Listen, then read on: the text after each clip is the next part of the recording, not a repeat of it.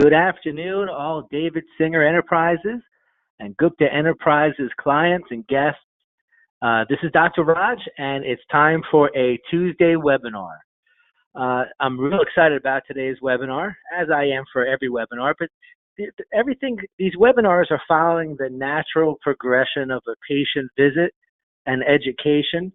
And this kind of piggybacks on last week's report of findings, where we did the day 2 and we answered the 2 questions that the patient has when they walk into the office and you accept them for care. They want to know how long and how much. So how long, I described a number of things that I did. I walked you through drawing your own brain-body diagram and explained each step on how you're to explain that to the prospective patient. Today, I'm going to take that a little bit further and help you explain what it is that you do, not just on a consult, but to really anyone that you meet about what it is that you do as a chiropractor. And also, I'm going to explain it from a layman's term on what you do as an acupuncturist. Because, I'll tell you this. When you come in contact with someone and they don't know much about chiropractic or how it affects and works on the nervous system, they just think of you as a neck or a back doctor. So it's important that you do not get offended by this because, frankly, we do help a lot of people with their necks and the backs. So, but the fact that we do so much more is now up to you to help educate the public, patient, or whoever it is you're speaking with. Same as an acupuncturist. So, as an acupuncturist, no one really knows what you do. Not from this culture, really. They're intrigued by acupuncture, and that's a great thing because acupuncture has been a buzzword for several years, and now it's becoming more commonplace. Where 15 years ago, when I first started with acupuncture in my office, it was not the case. Further, a lot more insurance companies are covering for acupuncture. And it has been my experience that simply telling someone that they have coverage and offering them the treatment, it didn't really require much explanation as to what acupuncture does.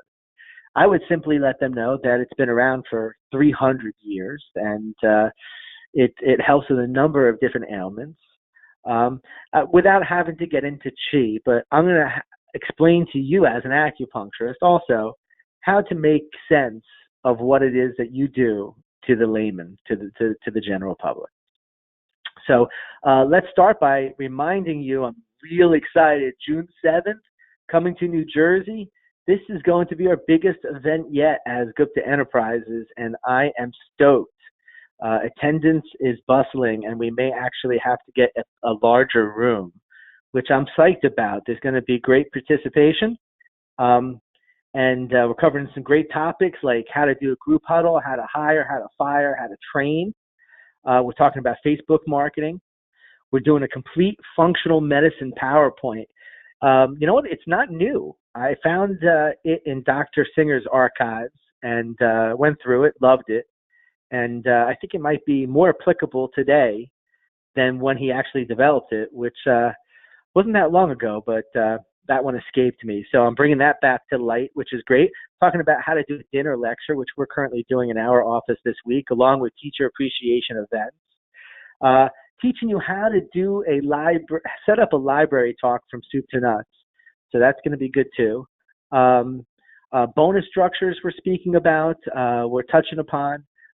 Production graphs and stats. It's going to be awesome. Really psyched. So June 7th, that's at the Elizabeth Hilton, which is directly across the street from Newark Airport.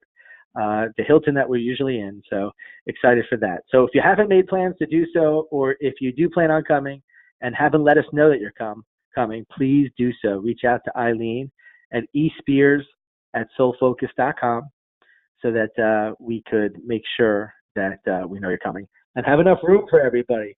So, okay, let's get started with today. So how do you explain what it is that you do? Well, this is how I do it. And I kind of went over a little bit of this during the brain-body diagram.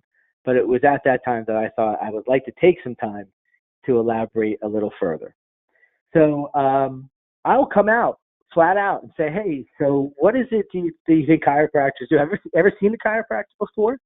Uh, yeah, no, I did. I had some back pain. I went a couple of times. It helped a little bit, but then my back got better. Oh, okay, great.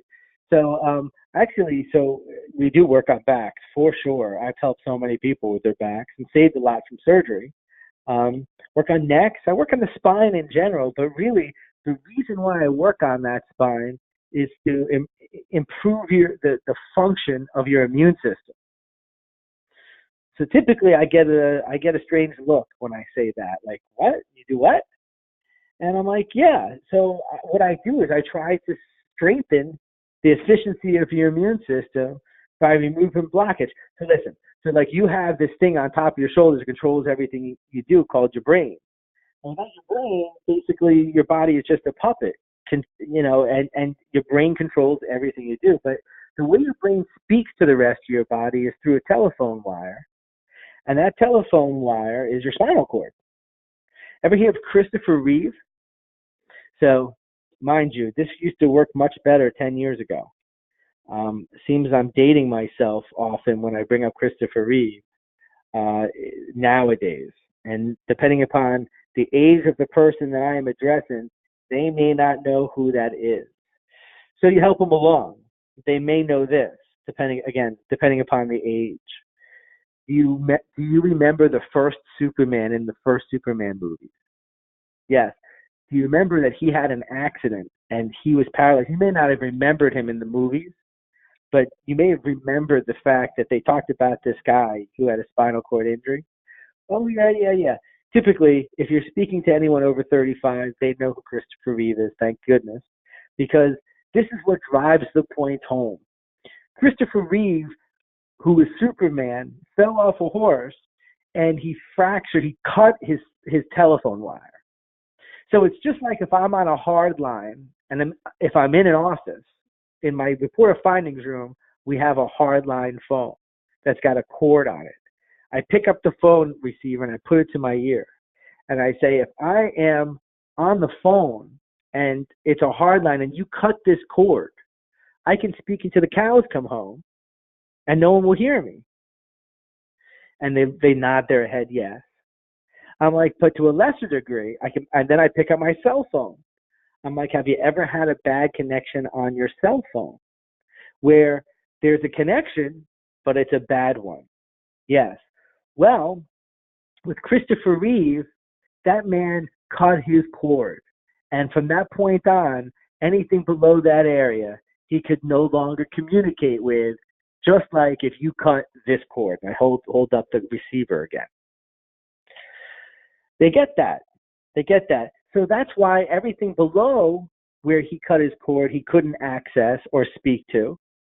But everything above he can. So he can move his eyes, he can move parts of his mouth and his head, because below that, it lights out. Couldn't speak to them anymore.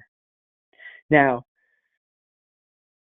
how do you speak to your body? For instance, ever drive home and let's say there's a couple of different routes that you can take from where you currently are to your final destination of your home.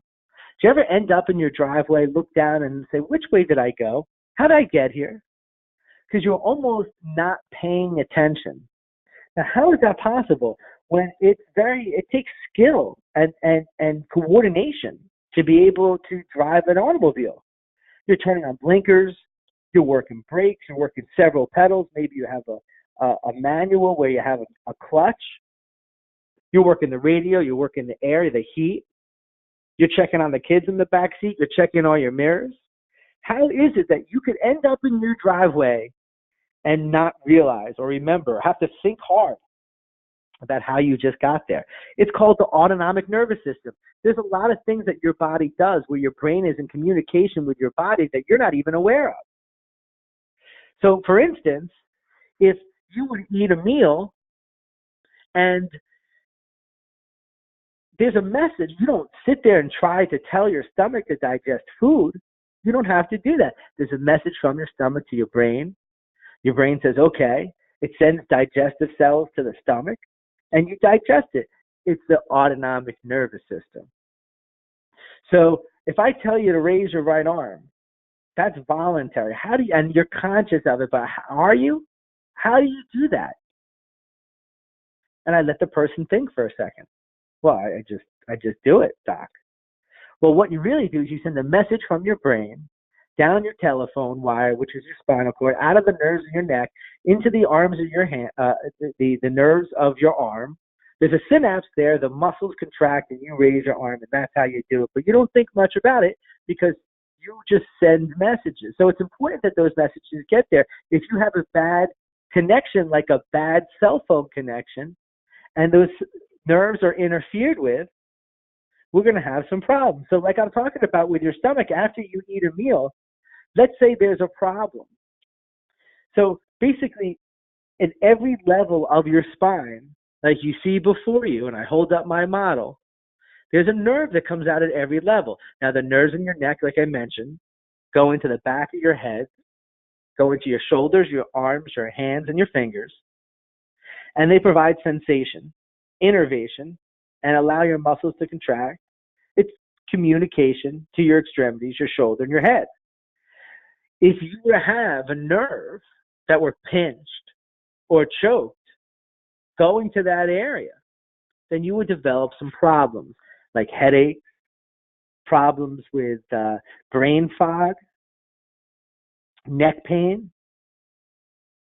dizziness, balance issues. That's all the upper cervical spine.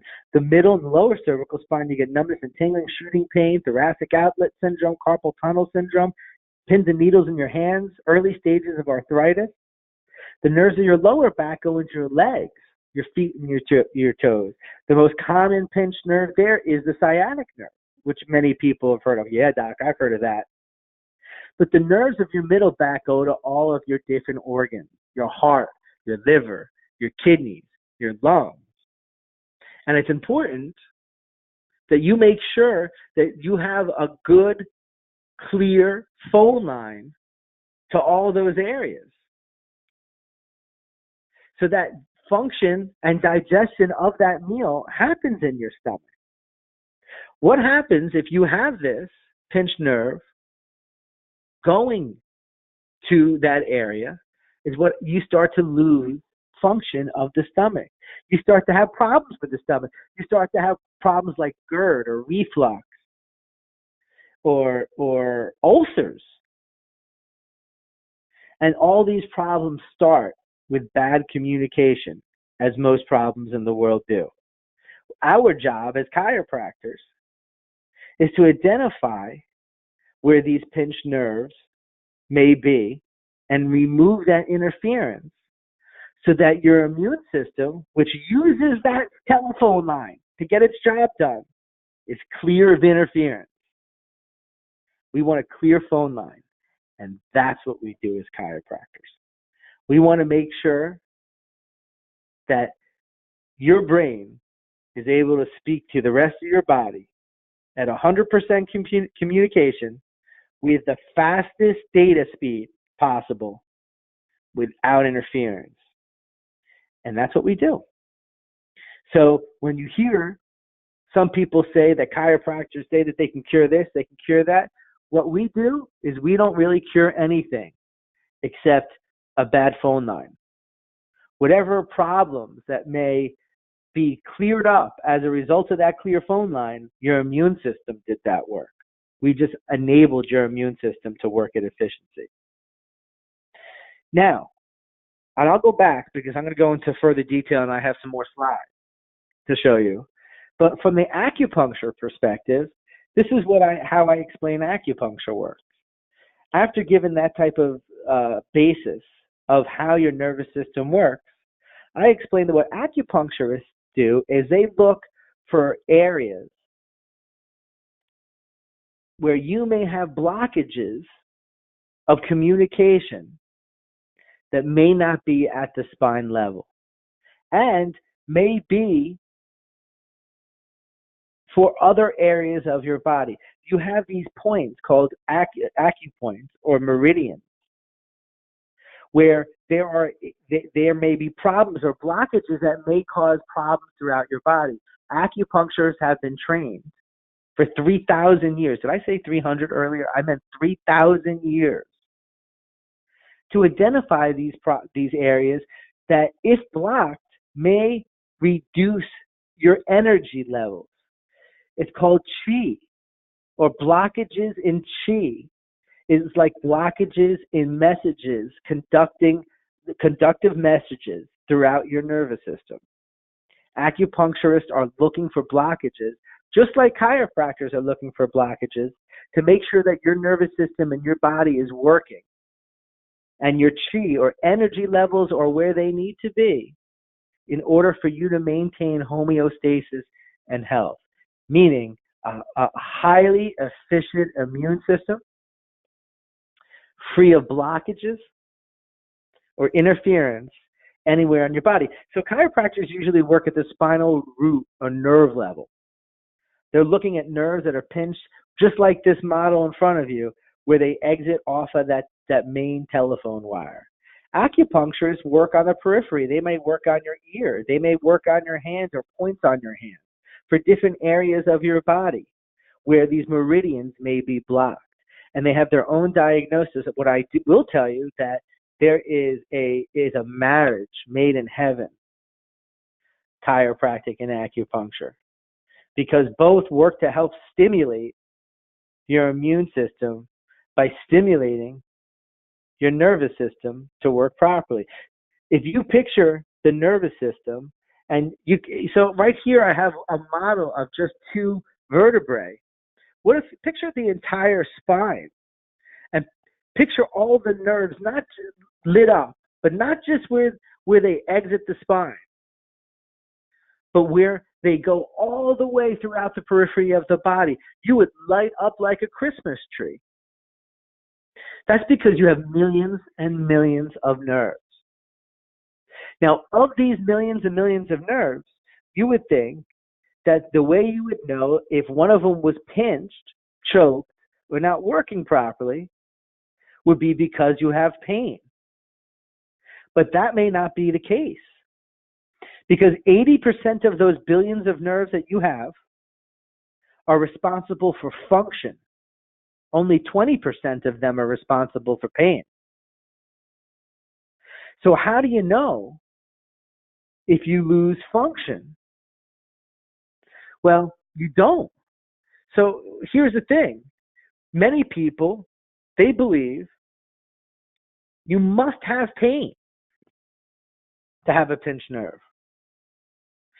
So I use this example when I'm speaking with people, and it was to the point when I would have a rubber band on my wrist. My staff will tell you 24/7.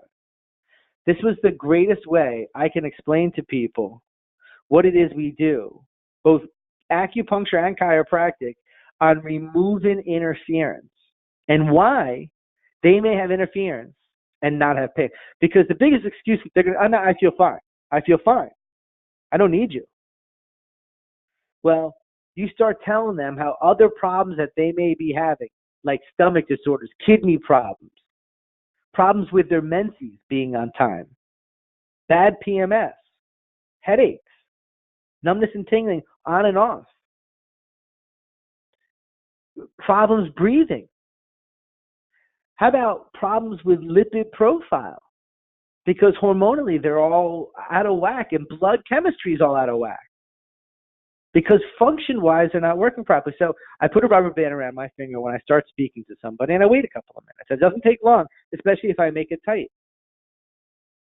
And eventually they may say something and address it and say, hey, what the heck's on the top? What are you doing? What are you doing? Or they don't notice. And finally I bring their attention to it, and I'm like, hey, when I began speaking to you, I put this rubber band around my tip of my finger to make a point. When I first, like, oh my gosh, it's all purple and gross. What are you doing? Yeah, but you know what's interesting about it is that when I put the rubber band around my finger, it was throbbing and it was a little painful. But that pain and throbbing was replaced by pins and needles. Then numbness and tingling, and now totally numb. I have no feeling in it. I have no pain either. I don't even know that this is here anymore. It's just numb. Yeah, but please take that off. Well, why? What happens if I leave this rubber band on for 2 weeks? They're like, oh, why would you do that? I'm like, say I did. What would happen? Well, you might lose the tip of your finger. Right. Why? Because it lost communication with the brain and the immune system, which fixes almost everything in your body. But I have no pain. What if this, and I take that finger with the rubber band on it, and I put my arm behind my back and I point to like G8 to 10. I'm like, what if this was here? Then I go lower back here. I go upper back here. I just showed you that all the nerves in the middle back go to all the organs, and more than likely you won't have pain there. You'll just lose function of the organ that that nerve is going to. So how do you know, or I know, if you have this? And what would cause it? Well, one, I'd only be able to tell if you come in. I'm able to examine you. X-rays will show me, and other exams, orthopedic tests will be indicative to me if you have a pinched nerve. Maybe not. But I can only tell if I examine you. And you can't tell if this is going on inside your back. And unfortunately, it may be. And that may be causing other problems other than neck and back pain. And that's what I do. And as an acupuncturist, I'm looking at the body as a whole to make it work at maximum productivity, at highest energy levels, and at the highest output possible to be its own healing machine. And the way I do that as an acupuncturist is I'm looking to eliminate any interferences you have in your chi or energy. Blockages will cause you to have all kinds of problems, from emotional to physical. As an acupuncturist, I am trying to blend the emotional and the physical element. And I've been able to help a lot of patients with a number of different things. One is infertility, mainly because I help their bodies work properly again. 2, for smoke cessation or weight loss, because I'm able to cure or help the body emotionally of its desires and needs. Physically, I'm able to help remove blockages of the nervous system, much like a chiropractor can. Work in conjunction very well with chiropractic and physical therapy, so I help remove interference, just like a chiropractor would, of the nervous system, and that will help to alleviate pain as well. I work on headaches as an acupuncturist. You know, the list is infinite. The question is can I help you? And I won't know that until I examine you. So we know that these pinched or choked nerves cause problems. So what causes a pinched nerve? What causes a nerve to be pinched? Well, it's one of 3 things. The first thing, as a chiropractor, which we see on a very regular basis, is it's a pinched nerve because the bone or the vertebrae have rotated and moved out of position. Now, how does that happen? Well, I'm sure you've rolled over in bed before and had your lower back or heard a crack there or your mid back. You know, each one of your vertebrae are a freely movable segment so that we can do flexion, extension, lateral flexion, rotation, so we can move the way we move. Unfortunately, as a result of car accidents or roller coasters or falling off of bikes, you know, we do a lot of crazy things, wrestling with our brothers, sisters, friends, spouses, pillow fights, crazy stuff we do that knock things out of whack all the time, walking into the wall. I mean, just silly stuff we do. And unfortunately, if you don't get that put back into place, it pinches that nerve, chokes it, and now it is not functioning at 100% efficiency with a clear line. There's interference on the line. That's the first way that you would get a pinched nerve. Second way would be if the bone or joint that is out of place or knocked out of place or misaligned stays out of place for a long period of time, then you start to develop arthritis at that area. What does that mean? That means when the bone and joint is not working the way it's supposed to or moving the way it should, there's a message that's sent from that joint to the brain that says, hey, brain, I know you control the immune system. I am L4, and I'm not moving the way I should be moving. So the brain says, look, I fix a lot of things, but I can't take you from a position where you are and move you to where you need to be. So if you're not going to move the way I need you to move, L4, then me, the immune system and brain, I'm going to wall you off. And the brain sends down calcium, and that joint starts to develop bone spurs. The longer it sits, it goes through different phases. Now, once those bone spurs grow, they do not go away. That's irreversible until now with regenerative medicine and stem cell. But that's a different topic. But if you were to look at the back here, you could see that's a healthy nerve, very healthy nerve, not so healthy. You can see and you point out that nerve is pinched or choked or not working at 100% efficiency. So one, either a rotated bone out of place could cause a pinched nerve. Two, once a bone's out of place for a long period of time and the brain keeps sending down calcium, and you get bone spurs, a bone spur could grow and pinch the nerve even further. Left untreated, this gets worse. I tell my patients, however, let's say you're here or here, can't get you back, but I can stop you from going here.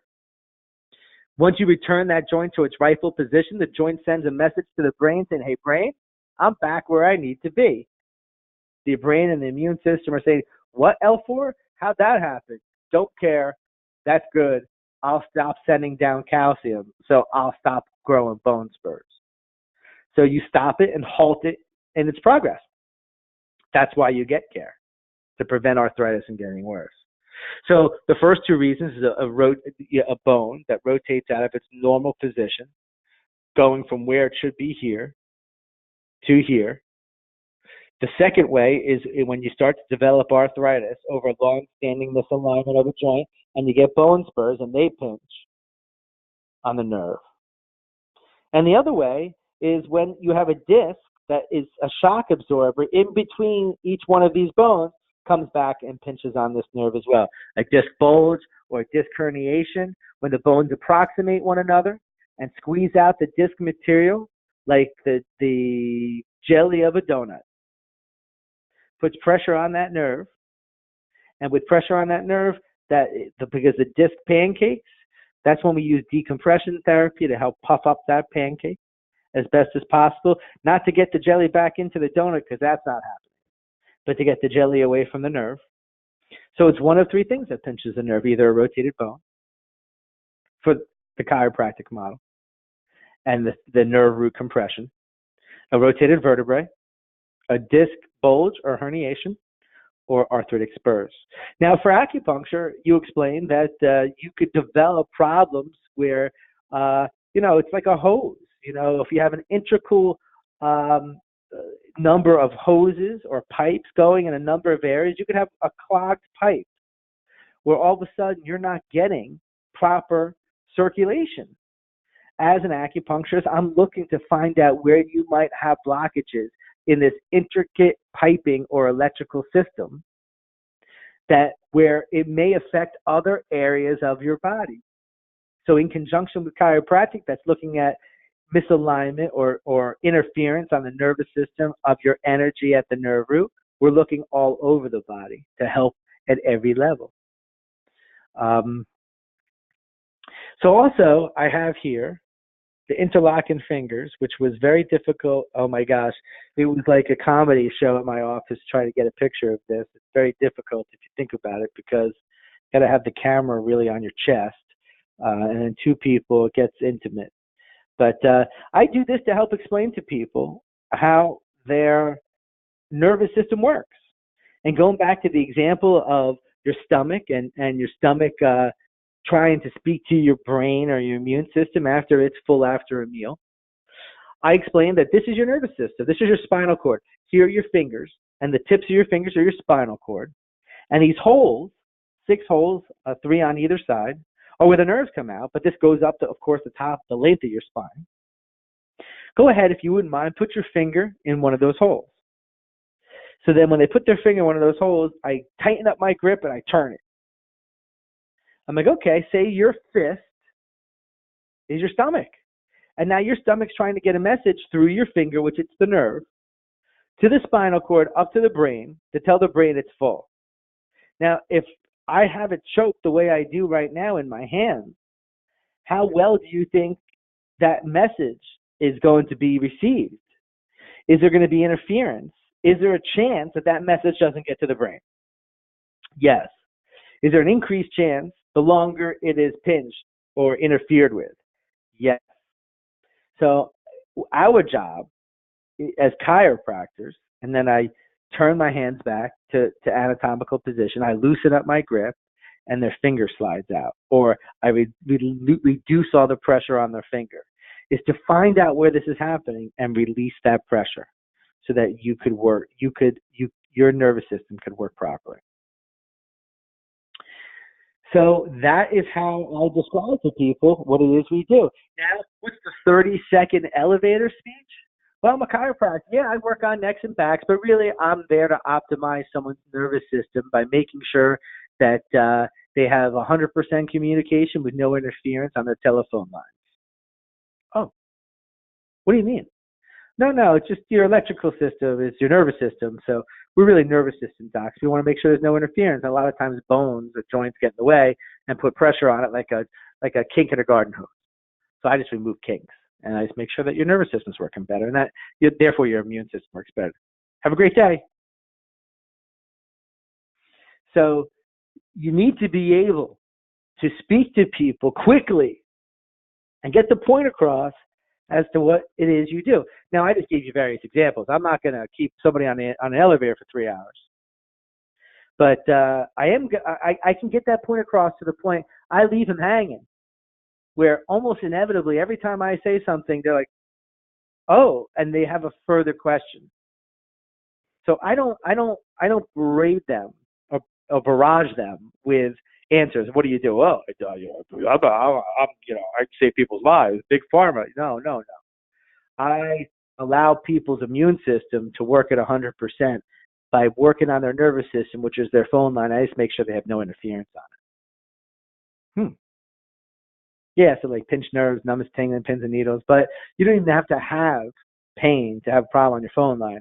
Listen, when your computer is slow, you don't have pain, or it gives you pain, but it's not in pain. It's just not functioning properly. So other problems with your body and that are not functioning properly may be because they're not in community. They have bad phone line. So I'm the phone guy. Have a good day. Here's my card. Let me know if you need me to work on your phone lines. I'll get up. That guy's cool. I like chiropractors. Wow, that's a good way to explain it. 30 seconds.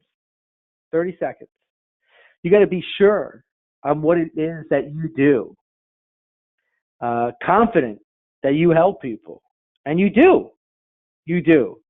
You keep them out of pain, which prevents them from having to resort to pain medication, both over the counter and then opioids. Opioids kills people. You save people's lives by helping them help themselves, by allowing them to access their immune system to tune it up, by giving them a free, interference-free phone line for it to work. And that's true of both chiropractic and acupuncture. Now, I apologize to any acupuncturists out there. I speak very in layman terms. I have a vague understanding of Chinese medicine. We've had it in our office for long enough for me to respect what it does and how it helps people. And again, it's been around much longer than any of us. And it's great. I keep saying how it goes well with chiropractic only because people understand chiropractic a little bit better, not much. So I put it in those terms, but it's a great adjunct to chiropractic, but I'm not quite sure chiropractic isn't a great adjunct to acupuncture. Certainly they both stand on their own, but are better together, just like PT and chiropractic too. So this leads me into next week. Next week, I'm going to be talking about purpose. The purpose of why you became a chiropractor and the purpose that you must have in order to succeed in the alternative healthcare world. Listen, acupuncturists, chiropractors, we are not mainstream, as much as it pains for me to say that. We are not mainstream. And you have to be able to explain to people what it is you do and be willing to fight that uphill battle. You pretty much accepted that as your mission when you went to school. If any of you thought that after you graduated chiropractic school or acupuncture school, it would be easy, you were wrong. I'm sure realize by now that it's not easy. You know, you go to school to get the skills, but that has nothing to do with being able to grow a practice and be able to sustain yourself. Some of the best chiropractors I know, unfortunately, are not practicing, and it's because lack of patience. You could be the best provider in the world. If you don't have patience to treat, you're not going to be able to stay in business. And it's sad, especially since we need to grow alternative healthcare so it's no longer alternative, rather than succumb to the changes in healthcare. So we got to make those changes happen. And so next week is a purpose booster to speak to everybody about what it is that we do, get you on track if you are off purpose, help to boost your purpose if you're on purpose. But I assure you that you must be on purpose every day. Every once in a while, you can take a mental lapse with brain fog. But I need you at 90%. I go at 110%. I drive people crazy. But there's one thing that you can say a lot of things about Dr. Raj Gupta, but the one thing that you absolutely cannot say is that I am not on purpose. I love what it is that we do. I love helping people. I love helping you guys. I just want to grow what we do across the country and help more people. The more people that we get under care, the less people that take any kind of pain medication. And I think you could agree, and have surgery. So, you know, I always tell people I adopted Dr. Singer's a long time ago because frankly, you can't improve upon something that's already great. And his mission and purpose has always been to help as many people as possible avoid unnecessary surgery and unnecessary medication through natural health care. And that's what my purpose is. I added to it through the services provided at our Soul Focus Wellness Centers, because along with my purpose to help people, I'm using Soul Focus Wellness Center as a vehicle to do so. I want wellness centers all over the country and then all over the world to help that many people. Yes, Dr. Raj is on purpose, and next week I'm going to help you get there too.